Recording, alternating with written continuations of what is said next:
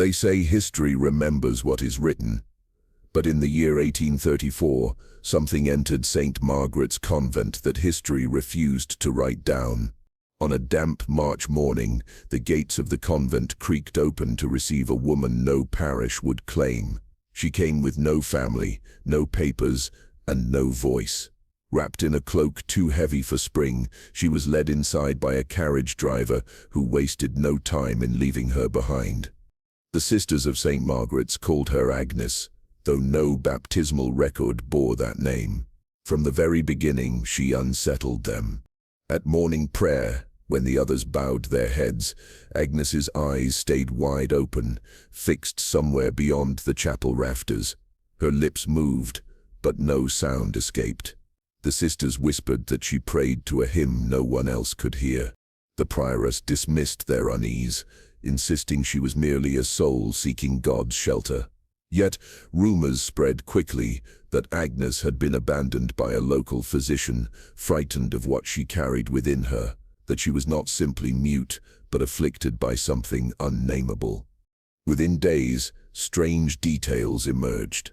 Her hands bore burn marks, as though from fire, but healed in unnatural patterns. She refused to eat bread or wine, yet never appeared weak. At night, the novices reported hearing footsteps in the cloisters when no one had left their cells. One evening, Sister Catherine, the youngest novice, passed Agnes in the candle-lit corridor. She swore she heard a second voice, faint, distorted, not belonging to any living tongue, whispering in unison with her silent lips. When Catherine spoke of it, she was told to keep her fears to herself, but her sleep was never the same again. The convent seb's records from that year are curiously incomplete. Pages missing, entries crossed out, but what remains is chilling. A note in the prioress's hand, dated April 2nd. Agnes did not come to us by chance. She was sent away, not for what she lacked, but for what followed her. Villagers in the surrounding parish soon began to notice changes. Livestock went missing. Parish bells tolled without a hand to pull their ropes. And once, during a storm, witnesses claimed to see a figure in the convent's highest window, though the room had long been sealed shut. Science refused to acknowledge her existence. No physician would sign her name in their ledgers, no parish would accept her origins. To the outside world, she was a shadow, and yet inside St. Margaret's Sem, her presence grew heavier by the day.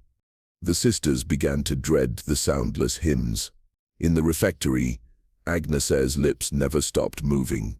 In the chapel, her wide eyes would sometimes dart toward an empty corner, as if someone stood there unseen. One novice described it best in a torn diary entry. "It is not the silence that frightens me, it is that she is never alone." As weeks passed, the convent became divided. Some sisters insisted Agnes was a soul cursed with muteness, deserving of compassion. Others whispered she was a vessel, a carrier of something not human. The tension reached its height during the Easter Vigil. When the candles were extinguished, plunging the chapel into darkness, a sound cut through the silence, not a voice, but a guttural resonance, echoing against the stone walls. The sisters screamed, and when the lights were rekindled, Agnes was standing at the altar, her head tilted back, her lips still moving. No one dared approach her. From that night on, the sisters began locking their cells, but locks did little.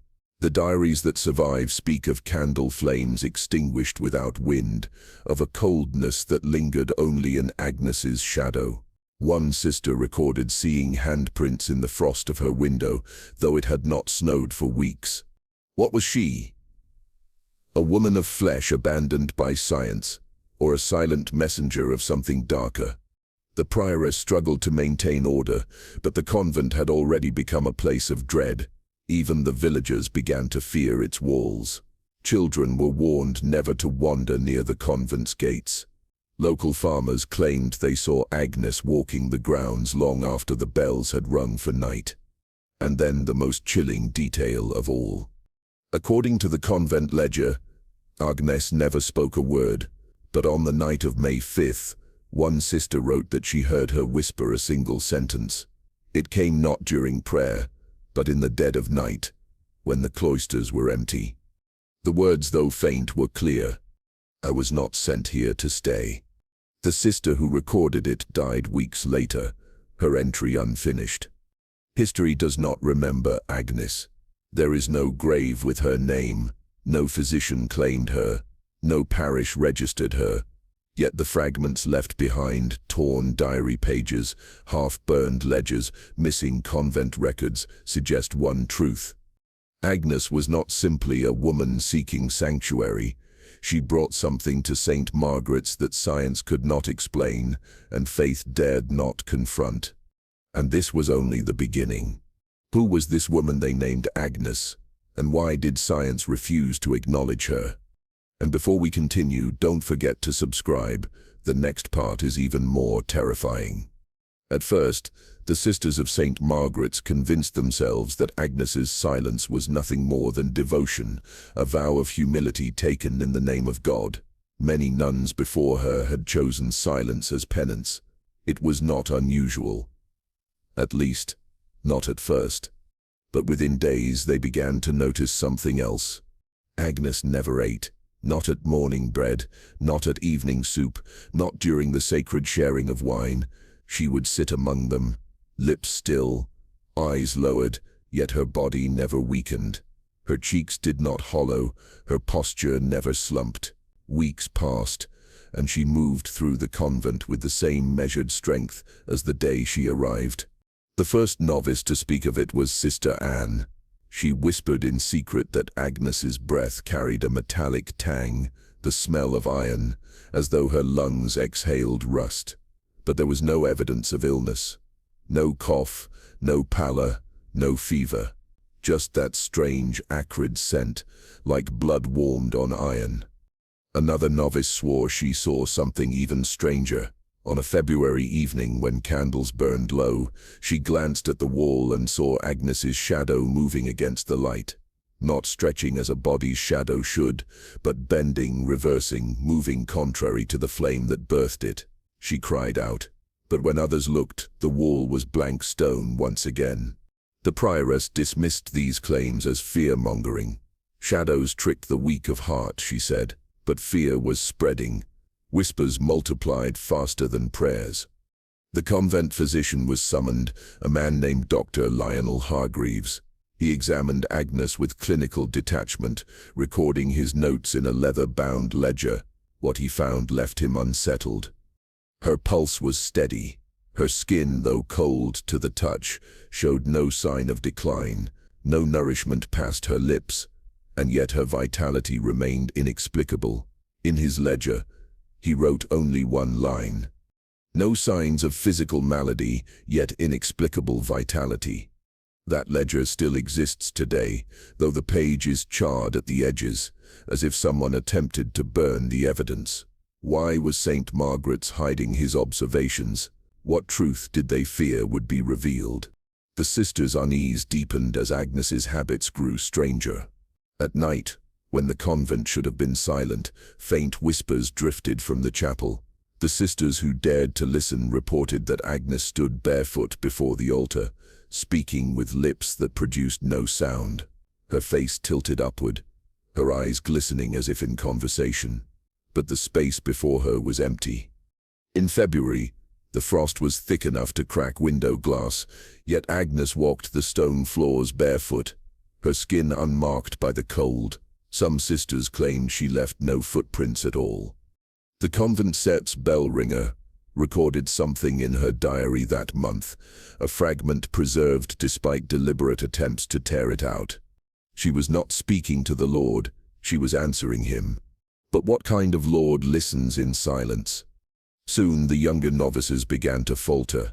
They confessed to visions that came only after prayers with Agnes, a man's face behind their eyelids, warped and eyeless, lips moving as if mimicking hers.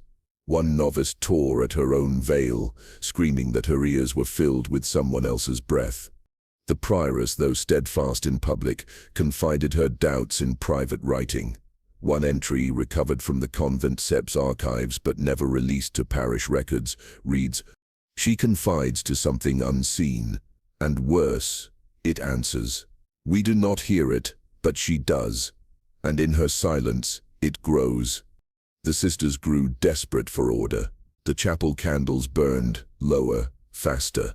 Hymns faltered under the weight of unease. Agnes seemed to walk, not among them, but through them, as if her body belonged to another space entirely. The physician returned weeks later, pressured by the prioress to provide an explanation. He checked her pulse again. This time he recorded something new. Though her heart beat steady, her blood was thick and dark, far beyond normal viscosity. He pricked her skin, expecting sluggish weakness. Instead, he found resilience, almost defiance. Her wound closed faster than his eyes could follow. This detail never entered the parish record. It exists only in the doctor's personal journal. A journal hidden until the late 19th century, when workmen repairing a rectory discovered it in a bricked-up wall. Who hid it there, and why? The convent, meanwhile, began to fracture. Some sisters insisted Agnes was chosen, preserved by divine hand. Others whispered she was host to something parasitic, feeding on what no mortal could endure. By late February, the signs could no longer be ignored. During evening prayer, as the organ droned its hymn, the sisters swore they heard a second sound, a vibration beneath the music, low, droning, resonant. The organist insisted no such note had been played, and yet the sound persisted, rising in volume until one sister fainted at the pew. When they turned to Agnes, her lips were moving. That night, the convent sealed its refectory windows. Yet outside, villagers began speaking of distant noises in the wind, strange syllables carried across the moors. They avoided the convent gates, warning children never to walk the path at dusk. The final entry in Dr. Hargreaves Seft's ledger is the most disturbing. In late February he returned for what he declared would be his last visit. His final note reads, "The vitality is no longer hers alone. The sisters who tend to her sleep less, eat less, and yet their eyes show the same unnatural brightness. The malady is not illness. It is contagion." No further records of the doctor exist. By spring, his name vanishes from every parish registry. It is as though he never lived. The question remains, what was St. Margaret's protecting? Was Agnes herself the anomaly, or was she only the vessel of something far greater and far more terrifying? Whatever the truth, the sisters would soon learn. The signs they had dismissed as devotion were only the beginning. Spring should have brought renewal to the parish surrounding St. Margaret to Sem. The frost melted, lambs were born, and wildflowers bloomed across the northern hills. But in 1834, the air turned heavy with something else entirely. Illness began to spread. Sudden fevers struck families who had seemed healthy only days before. Children shivered under blankets, coughing through the night. Farmers collapsed in their fields, overcome with weakness. And everywhere whispered testimony shared one detail. Before the sickness came, a pale figure had been seen outside the window. Some said it lingered in the mist, a woman in dark habit, unmoving. Others claimed they heard her humming, a low vibration that did not belong to any earthly hymn. At first, the villagers dismissed it as rumor. But when a child in the parish awoke from fever, only to whisper, "The lady with the black eyes," before succumbing hours later, suspicion turned to St. Margaret's convent. The image of a silent nun became the terror of the parish. Mothers crossed themselves when they spoke her name, warning their children to keep away from the convent gates. And yet, the figure continued to appear, always watching, always silent. Local doctors grew curious, then alarmed. Reports of illness carried a pattern they could not explain, and so more than one physician quietly requested permission to examine the mysterious nun within St. Margaret's walls. Each request was denied. The prioress, firm and unwavering, insisted to the public that Agnes was under God's protection. "No man shall examine her," she declared. To those outside, her words sounded like devotion, but inside the convent walls, her private writings painted a far more sinister truth. In a diary page discovered decades later, hidden beneath the convent floorboards, she had written, "She is not ours to claim." What did she mean? That Agnes belonged to another power, or that the convent itself had become no more than her unwilling host? The villagers' fear deepened when sightings spread beyond the parish. Travelers along the northern road swore they saw a nun standing alone in the fields, barefoot in the mud. When approached, she vanished into the fog, as though the land itself had swallowed her. And then came the most chilling account of all. In early May, a midwife tending to a family stricken by fever returned to the village pale and trembling. She claimed that while sitting at the child's bedside, she saw a hand press against the glass window from the outside. Thin, pale, long-fingered. She rushed to the door, but no one stood in the yard. Only a faint imprint of frost remained on the window pane, though the air was warm.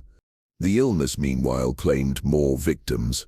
Entire households weakened without warning, and still the convent remained silent. When confronted by parish leaders, the prioress denied any connection between Agnes and the spreading sickness. But in private council, several sisters began to doubt, was Agnes the cause? Or was she merely the harbinger of something far larger, seeping through the convent walls into the village beyond? The convent's physician, Dr. Hargreaves, had already vanished from records, his ledger bricked up in a rectory wall, but fragments of his writing suggested he feared contagion. Now, that fear echoed in the hearts of every villager who passed by St. Margaret's gates. One pharmacist's account, preserved in oral history, described it clearly. "We thought it fever, but fever does not knock upon your window. Fever does not stare back when you pray." As weeks passed, the tension between village and convent grew dangerous. Men gathered in taverns, muttering about what must be done. Some called for Agnes to be cast out. Others feared what wrath might follow if they tried. The sisters inside the convent, meanwhile, faced their own horrors. Novices awoke with blood on their sheets, though no wounds marked their bodies. Candles sputtered out in unison when Agnes passed through the hall. And each night, the chapel echoed with the sound of breath. Not many voices, but one drawn-out inhalation, as though the convent itself were being watched from the inside. The prioress, torn between faith and fear, grew frantic in her writings. Another diary page, later smuggled out of the convent, reads, "Science may seek her, men may demand her, but she is bound not to us. She answers to something we dare not name." The sisters began to notice changes in Agnes herself. Her eyes, once wide and vacant, now glistened black in the candlelight, reflecting flame without depth. She moved through the convent faster, quieter, as though her feet touched no stone at all. And always, always, her lips whispered. The villagers pressed harder for access. Parish officials threatened to bring men of the church, but the convent barred its doors. They claimed sanctuary, refusing entry to outsiders. Agnes remained unseen by the doctors who demanded her examination, and still the sickness spread. The most damning event came at Whitsun. As villagers gathered for mass, a pale figure was seen at the churchyard gate. Witnesses swore it was the silent nun, her head bowed, her hands clasped in prayer. Yet when several men approached, the figure lifted its head. What they saw sent them fleeing. Her eyes, they claimed, were pits of black, reflecting nothing, swallowing all light. The parish priest recorded the event in his own journal, though his words were later struck from the official register. "I know now why the convent hides her. She is neither woman nor angel. What she carries is not hers to control." By summer, whispers had grown into fear, and fear into fury. Villagers began to gather at night outside St. Margaret's Church, torches in hand, demanding answers. They shouted for Agnes to be shown, for the sickness to be explained. The prioress gave none, and so the convent became not only a place of silence, but of siege. Inside, The sisters cowered behind bolted doors. Outside, the villagers whispered of black eyes in the night, and in her chamber, Agnes sat alone, lips moving without sound, as though she were not merely praying, but listening. History has a way of burying what it cannot explain, and sometimes it buries it twice. Nearly a century after Agnes first crossed the gates of St. Margaret's Convent, the building had fallen into disrepair. Dust gathered in the cloisters, cracks split the stone arches. The library, once a place of study, was abandoned to rats and damp air. But in the winter of 1921, during renovations to restore the convent's aging library, a team of workmen made a chilling discovery. Behind a rotting shelf, sealed in a chest bound with rusted iron, they found a collection of documents the church had long since hidden away. The chest was not marked. Its lock was broken, as though forced shut in panic. Inside lay medical reports, brittle pages inked in a hand dated to 1834. They were signed not by Dr. Lionel Hargreaves, the convent physician who vanished from records, but by another name entirely, Dr. Nathaniel Gray. Gray's notes described examinations of a woman brought from the countryside that year. The very year Agnes appeared at St. Margaret's Sem. The reports were clinical, detached, but the details within them were anything but ordinary. Subject displays elevated body temperature despite cold exposure. No shivering reflex noted. Ocular fixation unbroken during observation. Gaze remains unblinking for periods exceeding 3 hours. Pulse rate accelerated, yet no signs of fatigue or cardiac strain. Page after page, Gray catalogued anomalies that defied his understanding. He measured her respiration, noting that her breath carried an odor of iron. He pricked her skin, only to watch wounds close within moments. He observed her at night and wrote, "Subject remains conscious while eyes closed. Suspected false sleep." To a physician of the 19th century, such observations were impossible to reconcile with natural law. Gray's handwriting grew darker, his notes more frantic as the pages continued. She cannot be categorized among ordinary human conditions. The final section of the reports, however, did not survive intact. The last pages were scorched, the ink half melted into blackened paper, yet fragments remained, enough to suggest an escalation beyond medicine. Phrases could still be read between the burn marks. Resonance audible, without source. Eyes reflect darkness, not light. Vocalization in absence of speech. And then, abruptly, nothing. The final pages were erased by flame. Someone had tried not merely to hide Gray's testimony, but to destroy it altogether. The question lingers, why did the church preserve these records at all? Why seal them in a chest, rather than burn them completely? Was it fear of losing evidence, or fear that they might one day need it again? What unsettles historians most is not only the content of Gray's reports, but their implication. If he examined Agnes, then the convent had not merely sheltered her, they had delivered her into the hands of science, and science, confronted with what it could not explain, had recoiled. One annotation in the margins of Gray-Sipp's notes reads, "Vitality not sustained by nourishment. Source unclear. Subject refuses consecrated host. Strong adverse reaction." Those words suggest a detail the sisters themselves never admitted publicly, that Agnes had rejected communion. Not passively, but violently. What did she serve, if not the god of the convent? When the chest was uncovered, church officials swiftly removed the reports from public access. For a brief time, whispers spread among the workmen who had seen them firsthand. One claimed that the final scorched page contained a sketch, a crude drawing of a woman's face, her eyes hollow, her mouth sewn shut. But when questioned later, he denied ever saying so. The official line was simple: nothing of importance had been found, and yet the chest itself vanished from records, just as Dr. Gray's name had. But one worker, before surrendering the documents, copied a single line into his own notebook.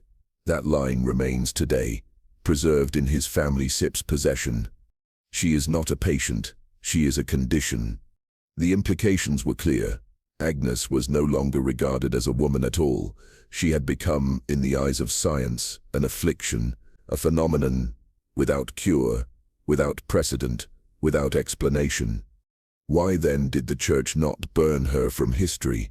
Why preserve the reports, only to bury them under lock and dust? Perhaps they feared a day would come when her presence would rise again, when the illness that swept the parish, the whispers at the window, would demand investigation anew. Or perhaps they preserved the chest for one reason only, because they could not forget. But the most haunting clue lay not in Grey SIP's reports, nor in the charred pages. It was in the chest itself. Carved into the underside of the wooden lid, as though scratched by a trembling hand, were words never entered in ink. Do not let her name be spoken. Who carved them, and under what fear, remains unknown. But the workers who found it swore the letters were etched deep, as if the writer had driven a blade again and again into the wood, until the message was permanent. To this day the Church offers no explanation. Grey SIP's existence is denied, his notes absent from archives, and yet the scorched remnants, the sealed chest, and the diary pages of the prioress all lead to one conclusion.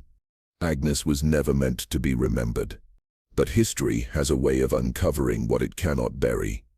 And as the convent's library was restored, and the forbidden chest opened, a century of silence broke.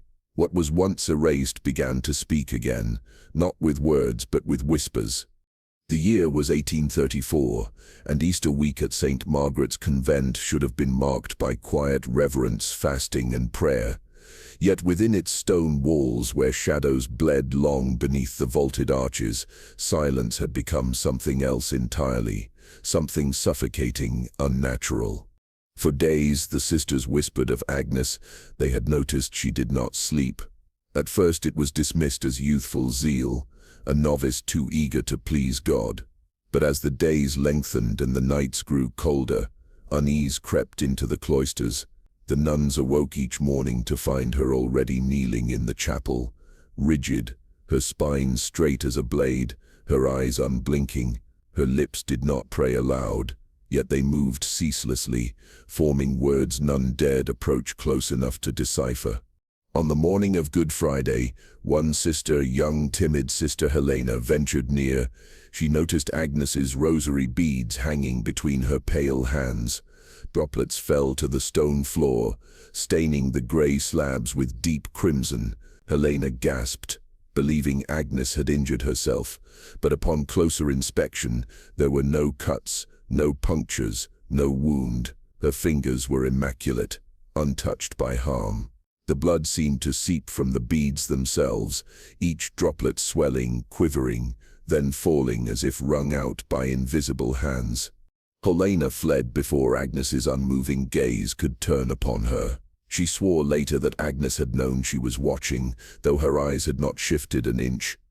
That evening, the convent grew restless. The sisters gathered in uneasy clusters, whispering psalms beneath their breath. Some wept quietly. Others refused to enter the chapel at all, for the bells had begun to toll. No hands touched them. The sound rolled down the corridors, heavy, mournful, and endless. At first the nuns rushed toward the tower, expecting to find some intruder swinging the ropes. Yet when they reached the iron-bolted doors of the bell chamber, they found them locked, sealed with the prioress's own key, which still hung from her waist. No one could have entered. Still, the bells rang. Their tolls did not call to worship. They sounded like warnings, dirges for the living. The sisters fell to their knees, clutching their rosaries, crossing themselves, pressing foreheads against cold stone. But prayer did nothing to silence the thunderous peals, and then came the whispers. From the chapel. Some said it was the wind, caught in the rafters. Others swore it was Agnes. At last a small group of sisters, carrying candles whose flames trembled more than their hands, dared to enter the chapel. The doors groaned as they opened, releasing the heavy scent of wax and incense. And there she was. Agnes stood at the altar, still as a statue, her face blank, devoid of human expression. Her lips moved in a frantic rhythm, faster than the ear could follow. None of the sisters could make sense of the words, if they were words at all. It sounded like something caught between chant and his, a language older than the stones beneath their feet. Behind her, the ropes of the bell tower swayed violently, thrashing as though pulled by unseen hands. The sound of the tolling was deafening within the small chapel, yet no one moved to stop it. The sisters' candles flickered and bent, their flames stretching unnaturally toward Agnes, as though drawn to her by some hidden breath. One nun fainted outright. Another screamed, only to have the sound swallowed by the bell's hollow roar. And still Agnes prayed or cursed or begged. None could tell. It was Sister Beatrice, one of the oldest and most steadfast among them, who finally dared to step closer. Her voice trembled as she spoke. "Child, you must rest." Agnes turned her head then slowly, unnaturally, her neck bending as though it did not obey bone or muscle. Her eyes found Beatrice's, and in that instant the old nun swore she felt her soul recoil. For the gaze was not of exhaustion, nor of fervor. It was vacant, cold. Not the eyes of a girl, not the eyes of anything human. Beatrice stumbled backward, clutching the crucifix around her neck until it bit into her skin. Then, as suddenly as it had begun, the bells stopped. The ropes fell limp. The chapel shuddered into silence, broken only by the ragged sobs of the sisters. Agnes lowered her head, her lips ceasing their silent litany.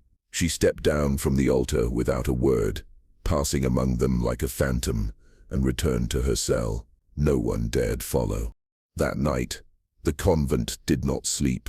Doors were barred, windows shuttered. Whispers wound through the dormitories like smoke.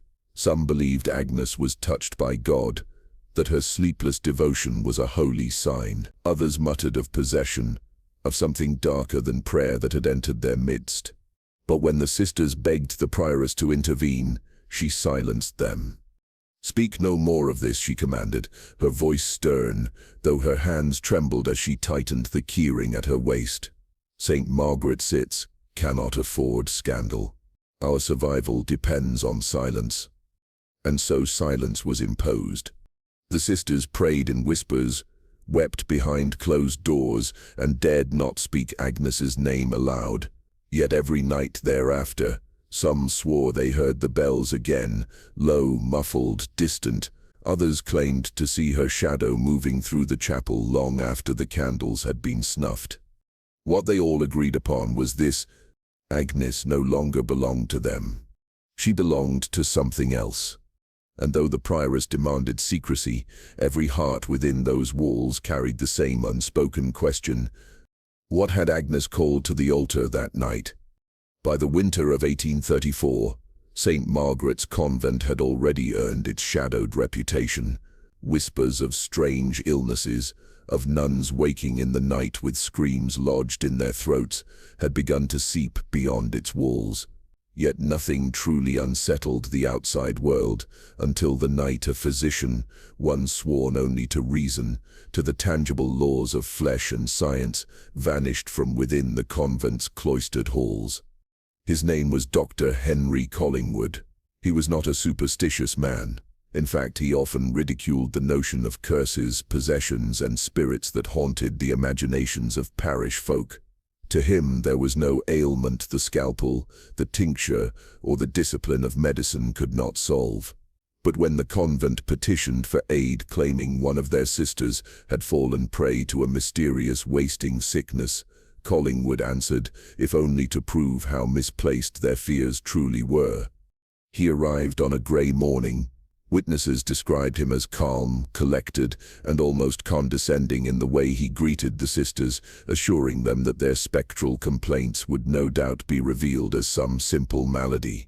He was led to the afflicted nun's chamber, a room steeped in incense and candlelight, the crucifix looming above the bed.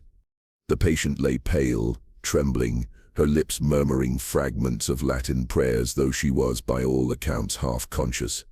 Her eyes fluttered with a fevered restlessness, and yet her body bore no signs of a recognizable disease. No rash, no lesion, no fever to explain the relentless decline. Collingwood made his notes with meticulous precision. Pulse irregular, skin clammy, responses inconsistent. He dismissed the whispers of demonic affliction that the younger nuns muttered, insisting instead that this was likely a form of hysteria or perhaps epilepsy. "Science will give her back to you," he reassured the sisters. But from that moment on, the convent seemed to close around him. For 3 nights he remained within the convent walls. Records state that he insisted on observing the patient continuously, convinced that her symptoms would reveal themselves under watchful study. Yet those same records falter after the 3rd night. The official account is terse, almost unnervingly so. Doctor departed during the night.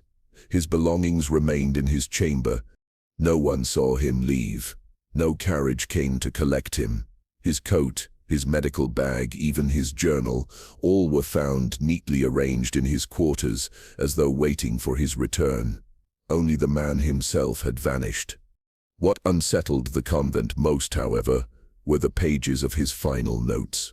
The handwriting grew erratic, the tone shifting from confident diagnosis to something verging on panic. One entry read, "She does not sleep. When the bell tolls midnight, her eyes open, though she does not wake. She stares unblinking at the ceiling, as though listening to something I cannot hear." Another, scrawled hastily the following night. "Her body betrays no disease of nature, and yet I felt her pulse stop, entirely absent. For near a minute I held her wrist, certain she had passed, only to watch her inhale again as though resurrected. No mortal illness behaves so." The final page contained just 2 words written in a trembling hand: "Not human." After that, the notes ended. The sisters later claimed that on the last night of his stay, a violent disturbance echoed through the convent. Doors rattled, and some reported hearing the sound of heavy footsteps pacing the stone corridors, though no one was there. One nun swore she heard the physician's voice raised in alarm, followed by a sharp, unnatural silence. When they entered his chamber at dawn, the room was empty. The bed undisturbed, his clothing folded, his journal left open upon the desk. There was no blood, no struggle, no sign of forced entry or exit. It was as if the man had been erased. Authorities were summoned, but their investigation yielded nothing. The convent gates had been locked. No footprints marked the snow outside. Collingwood's disappearance became another wound stitched into the convent's legend, a tale the church preferred to bury beneath layers of silence. Yet questions persisted. Did the physician, faced with something his rational mind could not endure, abandon his post in the dead of night, discarding all earthly possessions in a frantic escape? Or was he claimed by the very force he had sought to disprove, a force that left no trace but the echo of his last words? One thing was certain: after Collingwood vanished, no physician ever again accepted the convent's requests for aid. Whatever walked its halls, it was not something science dared to confront twice. And so the name of Dr. Henry Collingwood became a cautionary tale whispered among healers and skeptics alike, a reminder that within the walls of St. Margaret's cess faith and fear were not separate, but bound together in a silence that devoured even men of reason. Because sometimes when science refuses to believe in monsters, the monsters come to collect their proof. After Father Gray's disappearance, the convent fell into silence so heavy it seemed to choke the air itself. Days stretched into weeks, yet no trace of him was ever found. No body, no garment, not even the faintest rumor of his fate. The only certainty that lingered was Agnes, and in her the sisters believed dwelled the answer they both feared and refused to face. It was then that the prioress imposed a rule that would change everything.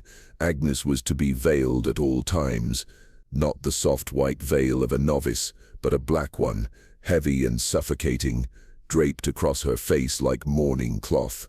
None would see her eyes again. The reason, whispered behind closed doors, was simple. Those who looked upon them claimed to see more than eyes.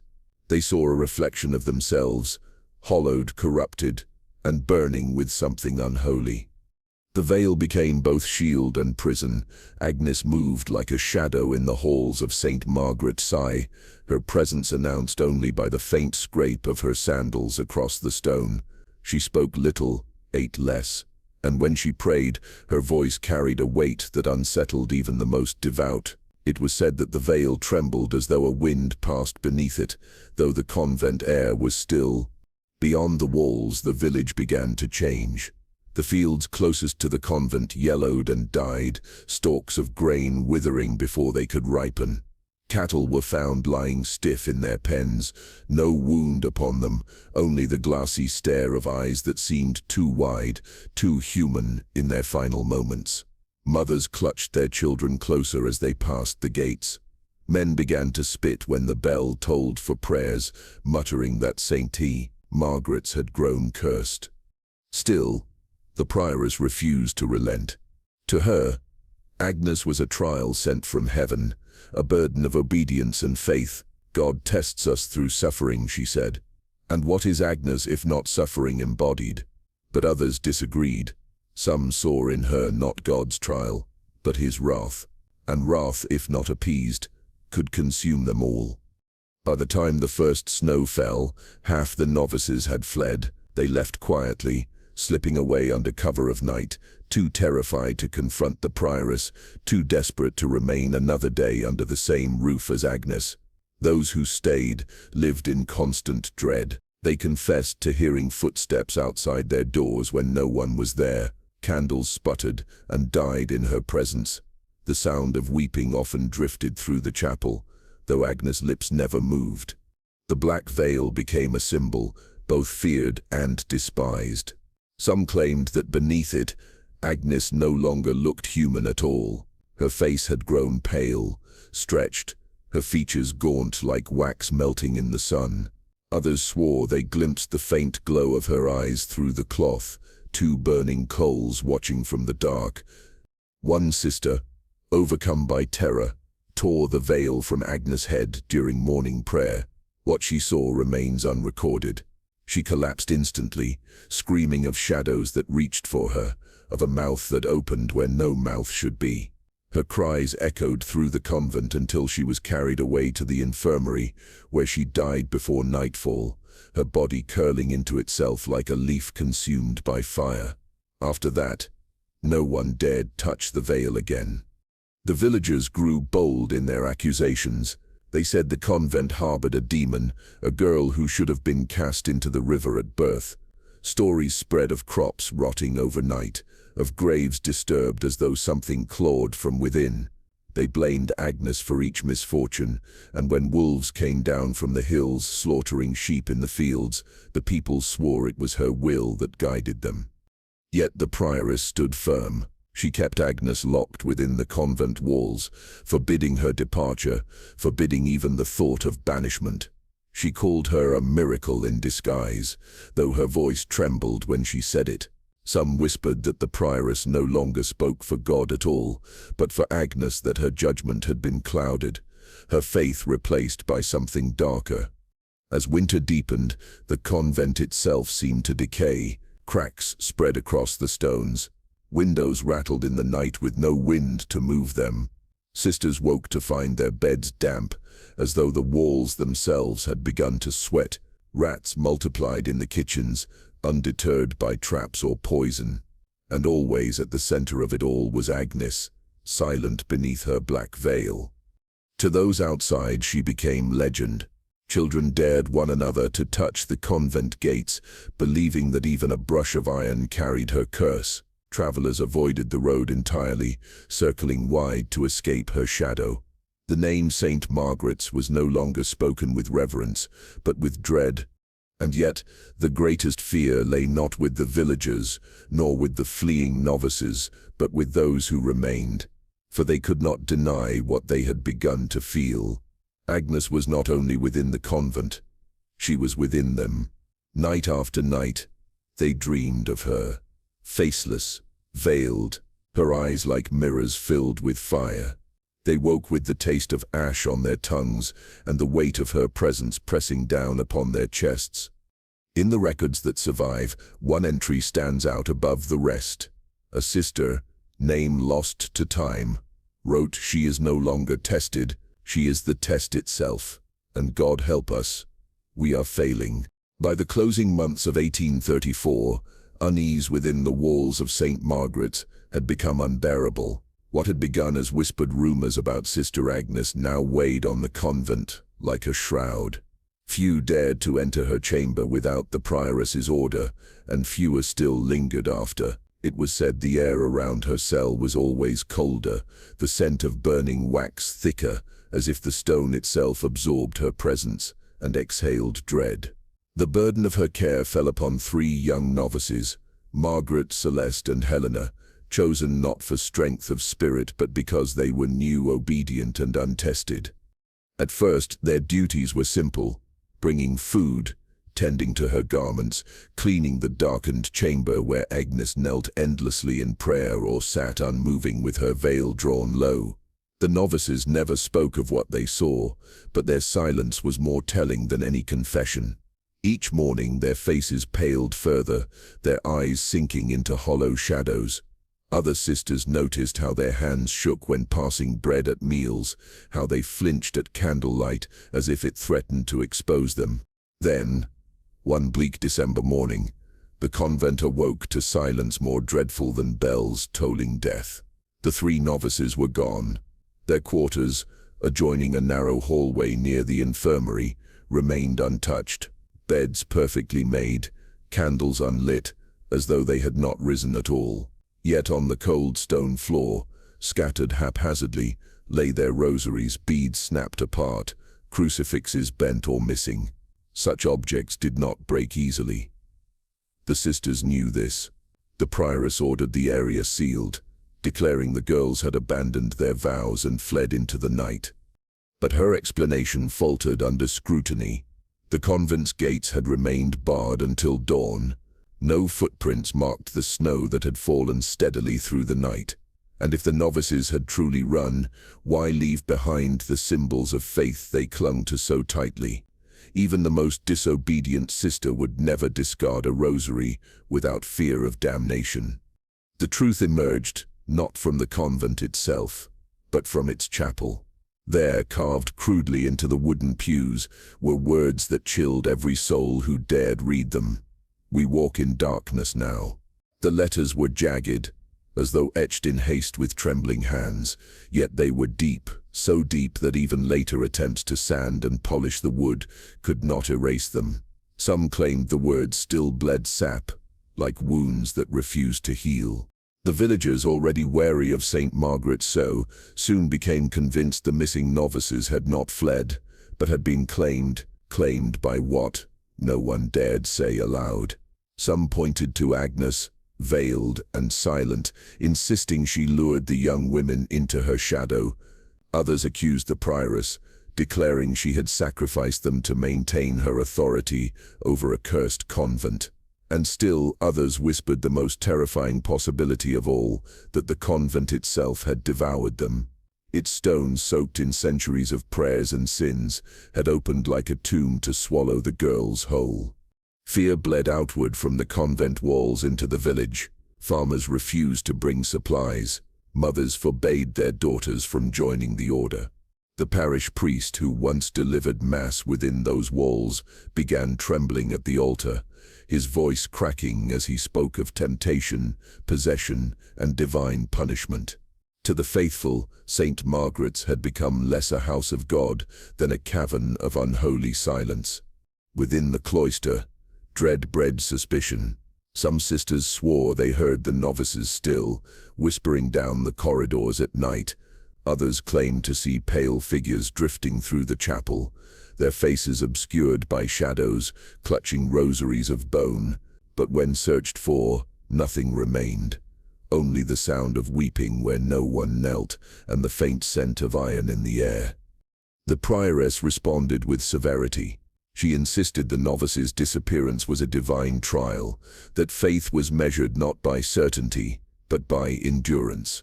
Any sister caught spreading rumors would face penance, fasting, isolation, or flagellation, but the threats only deepened the silence.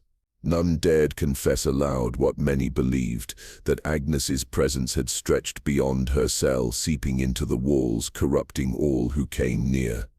Helena, Celeste, and Margaret were not seen again. No search of the village, the woods, or the convent grounds uncovered their remains.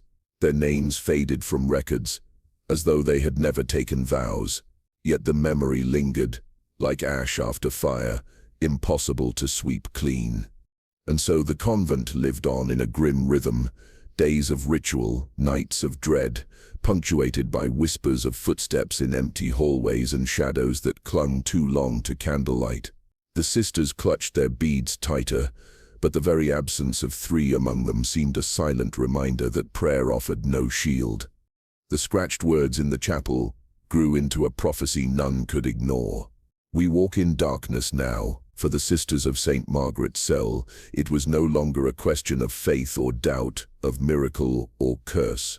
Darkness had become their companion, and the missing novices its first disciples. The year drew to a close in silence, but it was not the peace of prayer. At St. Margaret's Cell, December of 1834 was marked by unease, as if every corridor carried the echo of something waiting to break. The convent had grown hollow, the laughter of novices gone, their absence explained away with excuses no one believed. The sisters moved about with downcast eyes, clutching rosaries so tight that their palms bled. And through it all, Agnes lingered. She was not confined anymore. Her steps could be heard in the cloisters at night, soft yet deliberate, even though no one dared admit they had opened her door. Her chamber smelled of smoke and iron, though no fire had been lit, and the chapel, once the heart of St. Margaret's, had become a place no sister entered willingly after dusk. They whispered that the crucifix sometimes bent in the candlelight, that shadows gathered where no candles burned, and that the air grew heavy with a low, wordless hum. On the final night of that cursed year, the sky itself seemed to warn them. Clouds hung swollen and black, smothering the moon. A storm threatened but never came. No rain, no wind, only the stillness before something worse. Inside the convent, the sisters had extinguished their candles early, hoping that sleep might hide them from the dread that had stalked their halls for months. But sleep did not come. It began in the chapel. The first sisters to notice spoke of light, a flickering, unnatural glow behind the stained glass. At first they thought some careless flame had been left burning, but when the prioress entered the chapel, she saw no candle, no torch. The light seemed to rise from the stone floor itself, as if the earth beneath St. Margaret's had caught fire. And then the voice began. Low, guttural, in no language they knew. Some swore it sounded like chanting, a litany twisted inside out. The sound rattled the very beams of the chapel, shaking dust from the rafters. A sister fell to her knees, clutching her ears, blood seeping from between her fingers. The first flames came without warning. They did not crawl along the walls or spread from wick to wax. They erupted. Witnesses later claimed the windows of the chapel burst outward in a shower of molten glass, fire exploding from within, as if the very stones had been set alight. The flames climbed not yellow and orange, but white and violet, licking the roof beams in an instant. Panic tore through the convent. Bells rang, though no hand pulled their ropes. The sisters screamed into the smoke, their habits whipping as they fled through collapsing corridors. But even in the chaos, one figure remained still: Agnes. She was seen, not by one but by many, walking calmly through the inferno. Her habit did not blacken, her skin did not blister. She moved as if the fire parted for her, each step deliberate, her eyes lifted to the rafters as though she alone understood what had been unleashed. Some swore she smiled, others swore she wept. None could forget the image. The roof collapsed before midnight. Nearly a dozen nuns perished, their bodies later recovered charred and broken beneath the ash. The parish gathered at dawn, expecting to mourn but also to help bury their dead. Yet amid the bodies laid out in the courtyard, one was missing. Agnes. The fire had consumed everything, pews, books, relics, but not her. No bone, no fragment of cloth, no trace at all. The prioress insisted she had perished, that nothing could have survived the collapse. But the villagers who had watched from the fields told another story. They had seen her silhouette in the flames, walking toward the chapel doors, and when the smoke thinned, she was gone. For weeks after, rumors spread faster than the rebuilding. Farmers swore their fields burned in the night without cause. Children spoke of a woman with hollow eyes appearing at their windows. In taverns, whispers claimed the convent fire had not destroyed Agnes but freed her, that what walked in St. Margaret's habit was never a nun at all. St. Margaret's was rebuilt, the walls were scrubbed, the charred beams replaced, prayers resumed though they rang hollow. The parish knelt but their eyes darted always to the shadows. No one forgot the night the sky glowed red over the hills, or the sound of chanting carried on smoke. And so the year ended not with bells of celebration, but with silence. For though the convent stood again, the villagers knew the fire had not been an ending, it had been a release. Agnes was no longer bound to her cell. She was no longer bound to the convent. She was loose in the world. And if the dead of St. Margaret's could speak, they might have warned the living. What burns does not always vanish. Sometimes it lingers. Sometimes it walks. In the 1920s, during long overdue renovations at St. Margaret's, Surrey, workers broke through a section of the chapel floor and uncovered what seemed to be a forgotten chamber. The air that spilled out was thick, stale and cold, as though it had not been disturbed for centuries. Inside they found a single coffin, chained shut, its wood blackened with age. Across the lid were carved words so deliberate they felt less like a warning and more like a curse. Do not open. She will not rest. The men who found it refused to touch the coffin any further. Local priests arrived, their faces pale when they saw the chains. Without ceremony, they ordered the chamber sealed again, as if fearing that even acknowledging it might wake whatever was inside. The coffin was left untouched, buried once more beneath the chapel floor, hidden in darkness where it remains to this day. For nearly a century, whispers have grown around St. Margaret's sermons. Some claim the coffin holds Sister Agnes, not laid to rest, but imprisoned. Others believe it was never a burial at all, but a desperate attempt to contain something the church could not kill. Scholars argue, but the parishioners speak of stranger things, faint lights flickering inside the chapel long after midnight, and the sound of a woman's voice praying softly, endlessly in the dark. To this day, no one dares break the chains.